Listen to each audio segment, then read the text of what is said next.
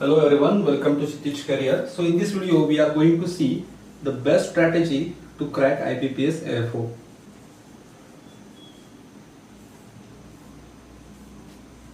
So IBPS AFO का examination है, वो क्रैक करने के लिए आपको जो बेसिक चीज जो आपको सबको पता होनी चाहिए वो है सिलेबस। बट एक चीज हमारे एग्जाम के बारे में है कि इसका जो सिलेबस है वो वेल डिफाइन नहीं है। जो सिलेबस है अपना वो वेल डिफाइन नहीं है, तो इसके लिए हमको क्या करना पड़ता है, जो प्रीवियस ईयर क्वेश्चन पेपर है उस पर हमको डिपेंड रहना पड़ता है। तो सबसे पहले जो अपना काम है वो अपने को प्रीवियस ईयर क्वेश्चन पेपर है वो अच्छी तरह से एनालिसिस करना चाहिए। एनालिसिस करने का मतलब क्या होता है कि बस खाली क्वेश्चन को देखना नहीं है। एनालिसिस करने का मतलब यह है कि हमको देखना है कि जो इंपॉर्टेंट एरियाज कौन से हैं जिससे आईबीपीएस हर बार क्वेश्चन पूछता है, और इसके साथ साथ ये जानना भी जरूरी है कि जो एरिया कौन सी एरिया है जहां से आईबीपीएस क्वेश्चन नहीं पूछता है। तो बहुत बार क्या होता है कि तो आपको ऐसा लगता है कि इस एग्जाम के लिए सब कुछ इंपॉर्टेंट है, और बहुत सारे स्टूडेंट जो अभी मुझको कॉल कर रहे हैं उनमें से एक प्रॉब्लम मैंने सबकी देखी है कि इन्होंने ये चीज का कोई विचार ही नहीं किया, ये चीज के बारे में कोई सोचा ही नहीं है कि प्रीवियस ईयर क्वेश्चन पेपर क्या है, प्रीवियस ईयर का पैटर्न कैसा है, सिलेबस कैसा है अपने एग्जाम का, इसके बारे में वो सोचते ही नहीं है और डायरेक्टली एग्जाम के प्रिपरेशन में कूद जाते हैं। तो इससे बहुत खतरा ये रहता है कि आप बहते जाते हो प्रिपरेशन में, और जो काम की चीजें हैं वो पढ़ने के बावजूद आप अननेसेसरी ज्यादा चीजें पढ़ते हो। तो सबसे पहले एग्जाम का नेचर जानना जरूरी है और उसके बाद ही प्रिपरेशन करना चाहिए। अब हमने समझ लिया कि क्वेश्चन पेपर को एनालिसिस करना चाहिए, तो at least last 5 year question paper आप देख के जाइए, बिकॉज ये लास्ट 5 ईयर के पहले यदि आप जाओगे तो वहां पे बहुत ही स्टैटिक क्वेश्चन आते थे। जो क्वेश्चन और पैटर्न है, जो आईबीपीएस का क्वेश्चन पूछने का जो तरीका है वो एवरी ईयर, मैं बोलता हूँ कि एवरी ईयर वो चेंज हो रहा है। किसी ईयर पे वो करंट पे फोकस करते हैं, तो किसी ईयर पे वो स्टैटिक पे फोकस करते हैं, तो किसी ईयर पे वो डेटा पे फोकस करते हैं। तो ये वेरी करता रहता है और ये करना जरूरी भी है, क्योंकि लेवल प्लेइंग फील्ड रखना है आईबीपीएस को कंपटीशन में, इसलिए वो हर बार नया चीज ट्राई करता है। तो जो 2021 के एस्पायरेंट है उनको ये बात ध्यान में रखनी चाहिए कि इस बार का पेपर जो होगा वो भी अनएक्सपेक्टेड होगा। तो आप बोलोगे सर आप ये भी बोल रहे हो कि क्वेश्चन पेपर अनएक्सपेक्टेड रहेगा, और अब हमको ये भी बोल रहे हो कि प्रीवियस ईयर क्वेश्चन पेपर भी करके जाओ, तो आपके मन में बहुत सारे कंफ्यूजन होंगे मेरे दो स्टेटमेंट को लेकर। तो मैं आपको ये दोनों चीजें क्लियर करता हूं।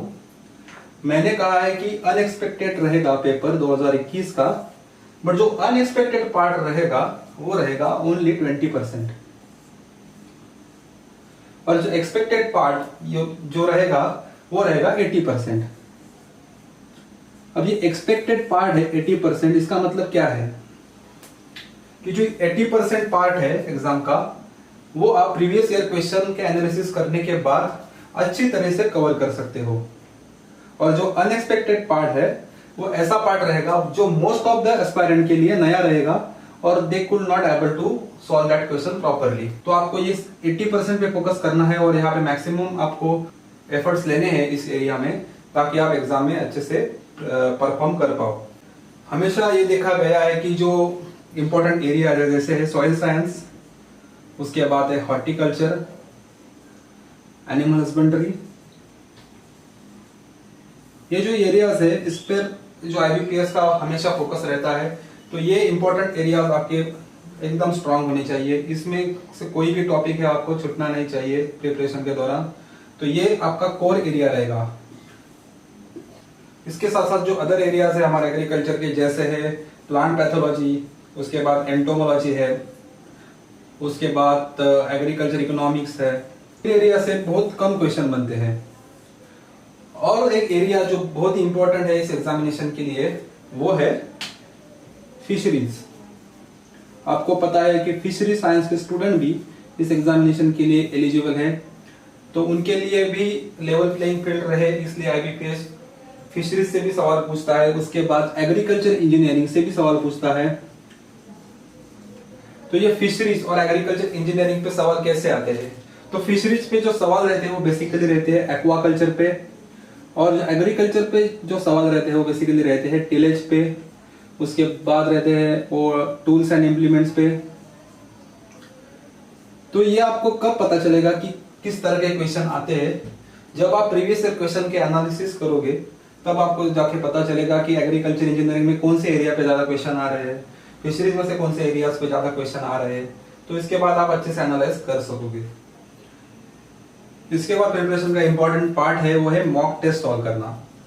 तो प्रिपरेशन के साथ साथ आपको मॉक टेस्ट भी सॉल्व करने हैं ताकि आप खुद को टेस्ट कर सको कि आप कौन से एरियाज में पीछे रह रहे हो, कौन से एरियाज आपके स्ट्रांग बनते जा रहे हैं। तो इसके लिए मॉक टेस्ट देना बहुत जरूरी है। तो मॉक टेस्ट के बारे में मैं ये कहना चाहता हूँ कि जरूरी नहीं है कि आप कोई भी मॉक टेस्ट परचेस करें। कोई भी जैसे सब्जेक्ट है उस पर क्वेश्चन बैंक आसानी से मिल जाती है, आजकल ऑनलाइन भी सोर्सेस में मिल जाती है, और एमसीक्यूज के बुक्स में मिल जाते हैं, उससे आप एमसीक्यूज सॉल्व कर सकते हो। और यदि आप टेस्ट पेपर लगाना चाहते हो प्राइवेट कोचिंग इंस्टीट्यूट के, तो आप वो भी कर सकते हो। ये आपकी चॉइस रहेगी टोटली, उसके बारे में मैं ज्यादा नहीं कहना चाहता, बट आपको मॉक टेस्ट करना जरूरी है। इससे आपको पता चलेगा कि आप राइट ट्रैक पे हो या नहीं हो। इसके बाद सबसे इंपॉर्टेंट चीज और एक है, वो है बिलीव इन योरसेल्फ। आपको खुद पे विश्वास करना जरूरी है कि आप कर सकते हैं। जब तक ये बात आप नहीं करोगे तब तक आप, मैंने जो पहली चीजें जितने भी बताई है उनका कोई उपयोग नहीं रहेगा, जब तक ये चीज आप अपने अंदर नहीं डालते। क्योंकि खुद पर विश्वास करने से ही आपकी आधी लड़ाई आप वहां पे जीत जाओगे। एग्जाम के दिन आप कितना पढ़ लिया है ये मैटर नहीं करता है। एग्जाम के दिन जो सबसे बड़ी चीज मैटर करती है वो है कॉन्फिडेंस। और कॉन्फिडेंस जो है एग्जाम के दिन कैसे आएगा? वो आएगा प्रिपरेशन के थ्रू।